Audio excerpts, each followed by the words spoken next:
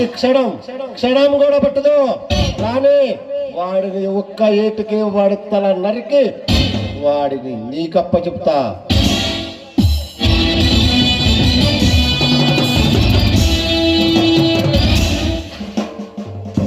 నవ్వండి రా నవ్వండి.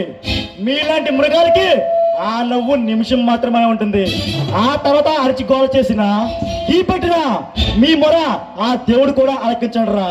మీలాంటి రాక్షసుల్ని అంతం చేసి మరో దీపావళి పండుగ నా ఆంధ్రప్రదేశ్కి కానుకగా ఇస్తా.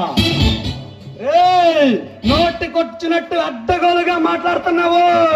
ఇక్కడి నుంచి అడుగు బయట పెట్టాలని కోరిక లేదా? మేమేమన్నా రౌడీలం కాదు, గూండాలు కాదురా.